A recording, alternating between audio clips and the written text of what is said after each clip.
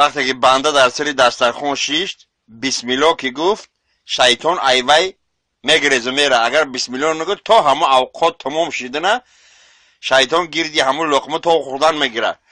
یا آدم بوده فقط پیاز سوزک میخورده، پیاز سوزک میواده پیش میمونده بسم الله هم نمیگفته، شیطان گیردش تا خورده میسوده.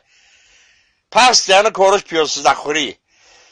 یا شیطان گفته ای برادر یا تو همه اوقات علیش که یا بسم الله الرحمن الرحیم بگو من هم پیش تو بخیزم برم بیزار شده خودی تو لقمه تا خوردن میگیره.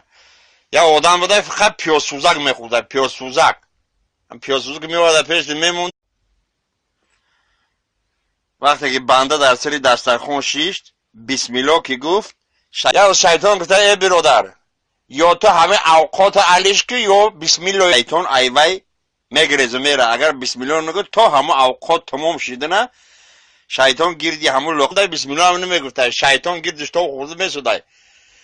پس یعنی کارش پیاز سوزک خوری.